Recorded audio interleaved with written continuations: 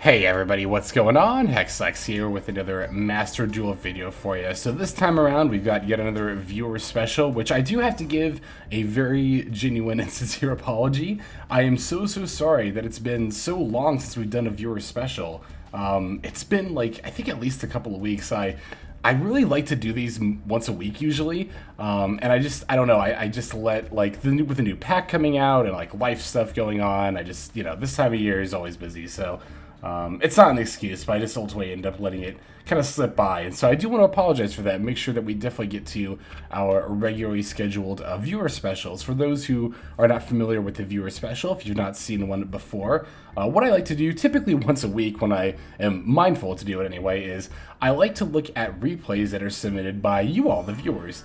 I like to do this for multiple reasons, mostly because I think the best way to improve your dueling is to watch multiple people play. That's true of any game, not just Yu-Gi-Oh, by the way. Watching other people play is going to give you insights into not just new, like, ways to play, but also, like, new ways to think about playing as well. So not only that, but also, like, you all are honestly so good about, like, I feel like we have a really good comment section, especially when there's been a lot of discourse lately about how Yu-Gi-Oh comments tend to not be so great, and of course there are some, like, black comments here and there, but that's just YouTube. But as far as, like, YouTube comments go, like, I really do appreciate the feedback that I get from you all. I feel like we've got a really solid, like, base of comments that are not just, like, informative, but also in a helpful tone/manner, and not, like, mean or condescending. So I very much want to, show my appreciation to you all in that regard, and, show that you all are not only, like, appreciated here, but that your I guess insights are appreciated as well. So that's another reason I like to show off everybody else's games from the viewer special, not just my own. Plus, we also get to see some decks that I don't end up getting around to building or featuring myself here on the channel, which is another nice way to get some more fresh innovation in. So if you would like to submit a game to the viewer special, it's fairly easy to do so, and there are a couple of ways. The main bit of information I'm going to need from you is your 9-digit player ID, as you see here. Make sure that you send that over. Make sure that you also, obviously, not only have replays saved that you want me to view, make sure they are saved publicly. If they are not saved and shared publicly, I'm not able to view them. So do make sure that's the case when you're sending in your IDs. Also, make sure to let me know if there is a specific game you want me to see. Make sure to leave the date, time, the name of the opponent you played against, something specific so I know exactly which game you want me to look at. And it also helps to, just give a little blurb if you want to be like, even something as simple as, like, I played this deck versus this deck. But if you also want to tell me a little bit about the game itself and how it went, yeah, definitely feel free to share that information as well. That's all very helpful. Oh, and as far as where to share this information, there's a couple of different places. If you check out my description, if you find a link in there for Twitter and click that, then you'll be taken to my Twitter profile, where I have pinned right at the top of the page a thread where I kind of gather all of those replies there. So feel free to drop a reply there. That's a nice, easy place, because then I just have it all in one spot and I can just go reference it at any time. But if you don't have a Twitter, that is more than all right. Just drop a comment below. Comment your player ID and all that other information of the replay you want me to see. And yeah, and then I'll take a look at it. Also, know that even if yours doesn't get featured, I do look at pretty much almost every single replay I get submitted, so I did very, very likely watch it at the very least, and feel free to submit more. Just please don't spam, like, the same one over and over again. But if you have other replays to share, like, there's no limit to submissions. Like, feel free to keep submitting, and I try to cycle in new people as well as people I've featured before, so I do try to make an effort to do that. So yeah, I think that's about all I've got to say as far as that goes. I have a few games that have been selected here for our viewing, so let's go ahead and take a look at them. Alright, our first game here comes to us from Gaspaggio. I think your username sounds familiar. I feel like you've submitted before, potentially. In any case here, we're going to go ahead and take a look at this game from the 11th. This is going to be a game where they play Adventure Phantom Knight with the new adventure card Illegal Knight. Which is actually it's funny enough, that's actually a video that I've actually been working on yesterday, and we'll be doing it a bit more today as well. So, oh no, I'm sorry, I think I might have picked the wrong, video here, we're going to see I guess we're going to see Scareclaw instead. That's actually totally fine with me because I want to see more Scareclaw games. So, yeah, you know what? I might have clicked the wrong game. Maybe the wrong one got saved, or maybe I just misread the comment. But in any case, yeah, let's go ahead and watch some Scareclaw versus Predaplant action. We're actually going to be seeing more Predaplant here later on. Predaplant is one of those decks that I don't really know a whole lot about, so I'm interested to learn more about it from both the playing against and playing with it perspective. But Scareclaw is also definitely a deck I'd love to learn more about. I don't know, I guess there is still time for me to buy the pack if I'm interested in it, but like, Scareclaw is really one of those decks that I'm on the fence about. Here's the thing about Scareclaw right now. If sprites and tier limits weren't like just around the corner, I probably would have built both Scareclaw and probably Marine Cyst too. But like, with Master Duel, we never know exactly when those cards are going to come out, so it's been a bit difficult for me to try to plan for that. Like, I really am waiting for sprites and tier limits to come out. Some people ask like what I've been saving for in regards to like my gems and my craft points, especially my craft points. That is one of the big things. Oh, maybe I misread. Maybe we're playing Adventure Scareclaw with Illegal Knight. Okay, cool. Well, either way, I'm glad we got to feature Illegal Knight, because I've wanted to feature this, like, since it's a new card, you know. Again, I was planning on playing Adventure Phantom Knight with Illegal Knight. We'll still see that probably pretty shortly here, but, yeah, that's just the power of Illegal Knight right there that we just saw. The ability to bounce multiple monsters, and that actually prevented our opponent from being able to use their Predaplant fusion. Prime. Did I say Prime? Anyway. That was a very, very, very good Illegal Knight, because it prevented our opponent from using their Predaprime fusion. It forced it to fizzle without any effect there, which is very, obviously, I don't have to tell you, that's a very, very powerful ability there. So, yeah, very, very good Illegal Knight. Very, very good card in general, but very good timing on that Illegal Knight there.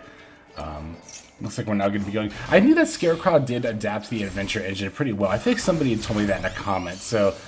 Scareclaw, from what I've gathered, are pretty much like Crusadia. I think I've seen comments at this point too, like Crusadia 2.0, in terms of just like building up one, I'm guessing anyway, in terms of building up like one big monster to deal a lot of damage. I know a lot of their effects have the ability to like buff your monsters when they're battling, especially if they're battling against like a defense mode monster, so...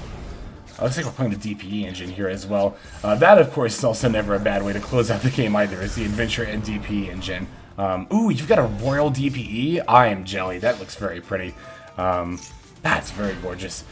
Yeah, no, I feel like people tend to underestimate the DPEs and or Adventure engine, but especially when they're both in the same deck. Like, you know, like we forgot that DPE plus an Omni Negate, plus, I mean, the Dracoback as well, is just a very powerful engine, and the fact that it get buffed with Illegal Knight.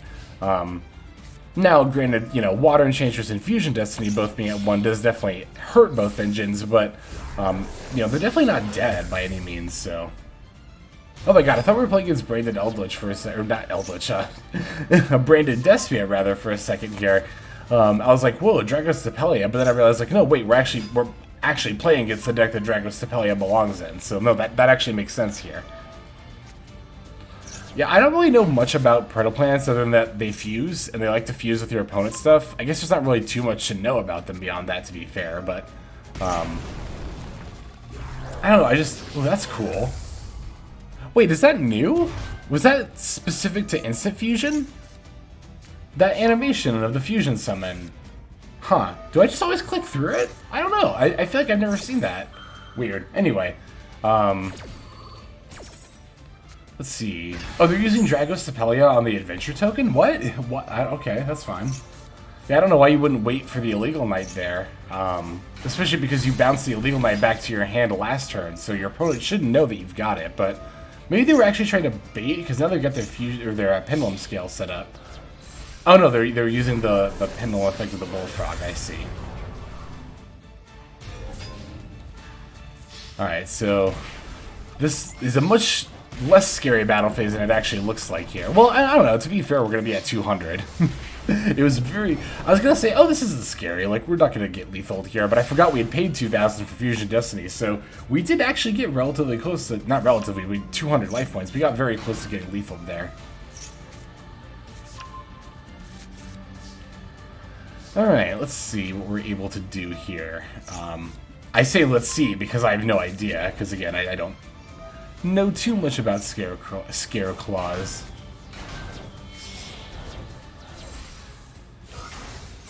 I do know they're part of this whole like Visas Starfrost like archetype, so they might actually get support in the future if this storyline keeps continuing. Which I know the Visas Starfrost like archetypes overall got more support recently. I just don't know if, well, we'll see, I guess, if Scareclaw specifically ends up getting more support. Oh yeah, at first I was like, wait, why are we turning everything to defense? So we want to attack for lethal? And it's like, duh, this is Scareclaw. We are going to attack for lethal. So, alright. Yeah, cool. Not only cool to show off Scareclaw there, which is the very good archetype, but also the Illegal Knight as well. So thank you very much, Gaspaggio, for your submission. I hope I'm saying your name correctly. This is why I think you've submitted before, because I remember thinking that same thought of like hoping I was saying this name correctly before. So, well, I guess regardless if this is your first time or not, thank you very much for your submission. It is greatly appreciated. So, yeah, let's go and take a look at the next duel. Alright, so we have our next duel here. It comes to us from, let's see, Presauce B? That's probably like a pun or something that I just am misreading or something like that. I'm really good at that. In any case, they have a game for us where they are now playing the Predaplant deck. So, yeah, now we get to see, like I mentioned that last game, we'll get to see the perspective of a Predaplant player as well. Very intrigued. I especially want to see the extra deck here. Because I'm not too familiar with what like the extra deck for a Predaplant deck would look like. Okay, it looks like we're playing the branded variant, which I do think is probably the way to go if you're going to play Predaplant. So don't mind me, I'm just going to peek here. I'm sure you don't mind, but I always forget what this... I always forget. I mean, it just came out, but like I'm struggling to remember what this one does. That's right, this is the searcher kind of thing. Okay, so... Alright, yeah, no, I was just like, I've always been curious, like, what, like, exact Predaplant cards are the best ones to use here. So I wanted to take a look at the extra deck. That's right, you said you had played a game against Thunder Dragons. As soon as I saw the Golden Sarcophagus, I was like, ah, yeah, that's going to be a Thunder Dragon deck right there. So, we've got the Max C, that's good. Going second, opening the Albaz is pretty good. Opening Albaz plus Max C, you can't ask, I mean, you could ask for an Ashen Imperm as well, I guess, if you wanted to, but that's still a pretty good opening hand to have going second here, all things considered, so... The opponent's going to do some typical Thunder Dragon shenanigans, including the Colossus, which I don't... Let's see. Is this going to hurt us? Okay, we can't... So we can't really use the Fly, but we can use, you know... It actually doesn't hurt us too much. It really only stops this, Biplis? Which I think is a type of fly, actually. So, anyway, yeah, I was going to say, we just got the Fallen of Albaz anyway, so it's not that big of a deal. They've got the Alibur, though, so I was going to say, yeah, this might actually end up being a bigger deal than we thought, because we can't, I mean, we could Branded Opening. Well, actually, I don't know, maybe we can't activate it because it adds cards. No, surely you would still be able to summon it. Not that summoning it would do anything, because the Alibur wouldn't be able to add anything either, so that actually doesn't do anything. We can't use Branded in red. I guess we could have battled the Albaz into their monster and then played Branded in red on main phase 2, and then gone for... Oh yeah, actually that would have been a play. Battle phase, run the Albaz into their Colossus, right? Main phase 2, Branded in red, add the Albaz plus this for Rebellion. Would have let us go for Mirror Jade. And then we could have set up... Well, actually, no, that still would have been set up because we wouldn't have had... No, actually, we might have had... No, the Rebellion would have been back in the extra deck. I don't know. Anyway, I think we did maybe have the potential for some more plays if we had run our Albaz into their Colossus there, but nah, it's pretty negligible, I think, for the most part, because Thunder Dragon, from what I've seen playing against them, personally, they don't seem like they OTK that much. They're kind of more just about making, like, the Titan and or Colossus and, like, sitting on those. The pure variants, anyway. I guess we don't know for sure if this is a pure variant, but it's very much playing like one, so... ooh, actually... Maybe they will OTK us? Well, I mean, no, we win this duel, I know that much, but this just ended up being like a scarier board than I thought it was gonna be. But yeah, it's not 8,000 damage, so we don't have to worry just yet. Alright, the Despian Strategy is a very, very good draw here. That's an extremely good draw. And now that we, of course, get to get our searching on with the Albaz, or not the Albaz, the Colossus now gone, now we get to make our more regular plays without getting interrupted here, so That's definitely nice. Okay, sending that makes sense. The fly and the albaz for the Lubellian. That really is when it comes down to, you know, making a branded variant. It's like, it really comes down to, like, what dark monster do you have to send off branded fusion for Lubellian? That's, like, the main question I always ask myself when I'm, like, thinking about, should I splash branded in another deck? It's like, okay, what dark are you going to send with the branded fusion? It's always what I ask myself there, so. Okay, they've got a droplet, but this shouldn't matter too much here. Because, yeah, we have the Scorpio. Although I don't know exactly what play. Okay, I actually remember seeing this line in the last game that other player did as well. And there's that animation again. Again, I was trying to figure out if that was... I think that might be exclusive to Instant Fusion. Which is cool if Instant Fusion got an animation. I guess it's really been that long since I've played it that I had no idea that it did. I think Prank Kids was the last deck I played Instant Fusion in. Good lord, that was so long ago. Anyway... the Bullfrog will allow us to fuse. Yep, for the Star Venom. Now we can steal their monsters' attack points, which is pretty rad. Ooh, are we gonna... Wait, can we lethal them? I have no idea if we can or not, actually. I guess we'll find out. Ooh, here's the big Star Venom. Yeah, this one. The big one. What does this do again? Oh, it's an Omni Negate for Predator counters. That's right. That's something that's kind of awkward about that monster, actually. Like, it's fine, but the thing I don't like about it, like...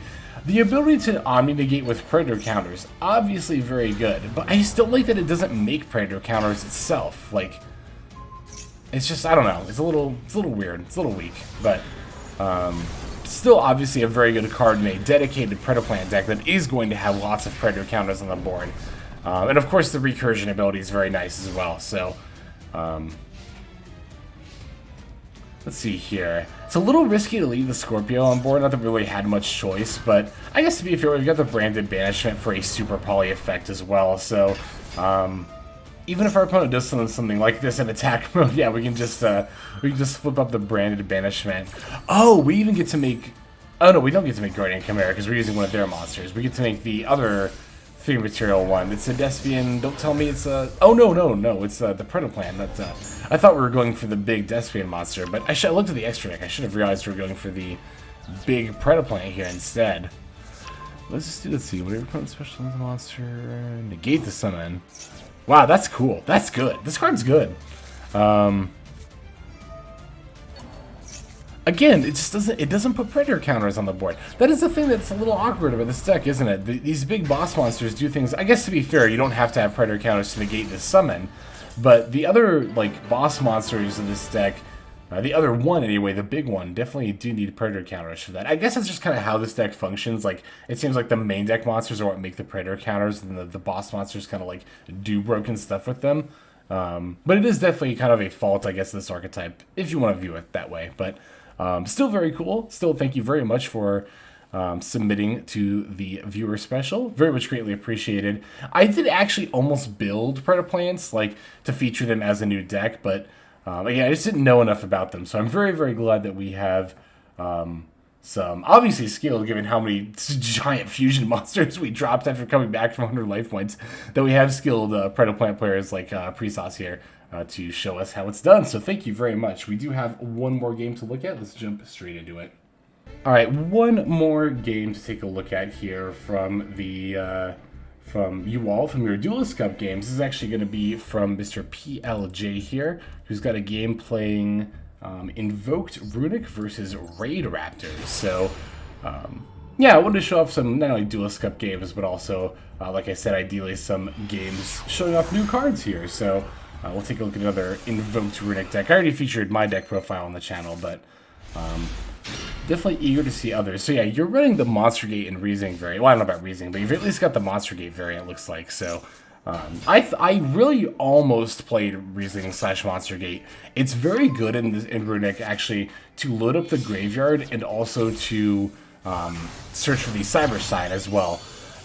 It was really, really close. I didn't like that in the little bit of testing I did with Reasoning and Monster Gates, I just was hitting Alistair way too often with them. I think pretty much every time I played them, I hit Alistair, so That's why I ultimately cut them from my builds, but it's not to say they're bad. They're definitely very, very good. Especially in this scenario where we already opened an Alistair and can search another one. That's going to be 2 out of the 3 out of the way. So I think we'll hopefully have pretty decent odds of actually hitting the Cyber Sign here. Yeah, so raidraptors, it's very rare that I actually play against raidraptors, although I think it's a pretty cool deck. Looks like this variant is using a lot of support from the Blackwings, the level 4 Blackwings that can summon themselves, which makes sense, obviously, given the what this deck is trying to do here. Ooh, we've even got some synchro options. Well, I guess our opponent has some synchro options. Oh, they're going for the Kali Yuga, aren't they? No, they're not, sorry. If it was our turn, they would have gone for the Kali Yuga. No, they're going for the Arsenal Falcon, which, that's a pretty good effect, I'm not going to lie. They've probably got another rank up card down here. They might try to go for the Kali Yuga during our turn. We ripped Runick Fountain off the top, so that's really, really good. But yeah, starting with the Meltdown, the Alistair, definitely the way to go here. And there's the Imperm, cool. I talked about this in the deck profile. One of the main reasons to play Runicks is, or to play Invoked in Runick, one of the main reasons, in my opinion, is honestly to bait out Imperms and Ashes with Alistair. I guess here we already have the Fountain, so we didn't need the what do you call it, the Hugin here in order to search the Runick Fountain. But we're able to use Munin to bait out the Fogblade, which is pretty rad. We can search our Runick Allure. Not that Runick Allure is like that great of a card, but like it's still better to have it and not need it, I suppose. And like I said, the main reason it looks like we did that was to bait out our opponent's back row.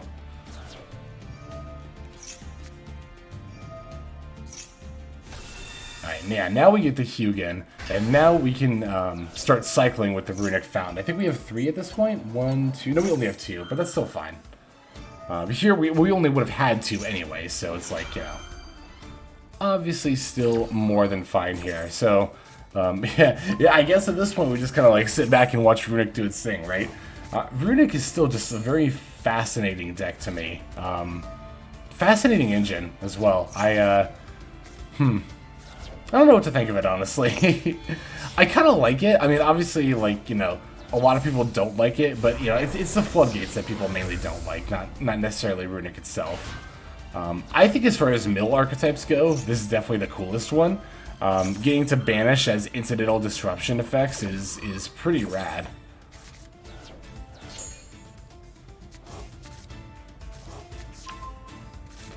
Alright, how many do we have engraved now? Just the 1, but we'll have 2 on the next turn. So, yeah, it looks like just the way that we, just given the number of Runick cards we end up drawing, looks like we're going to have to cycle Runick Fountain for 2 at a time. But it's like, oh no, we only get to draw 2 cards a turn instead of 3.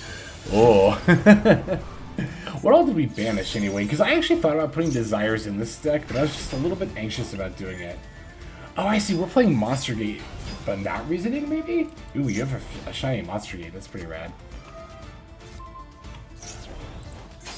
Okay, I see. So,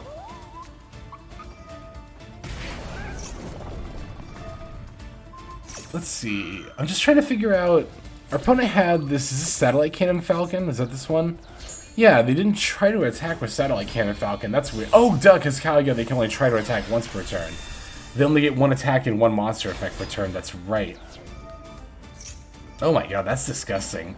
That's so good, what the hell? I mean, obviously I knew Invoked Caliga was good, I was playing it, but still, like...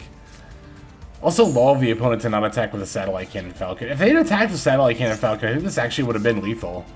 Let's see, 4,000... No, it wouldn't... No, wait, they have the Bardish. Yeah, this would have been lethal if our opponent had actually attacked Caliga with Satellite Cannon Falcon. So, lull opponent not doing that, I guess.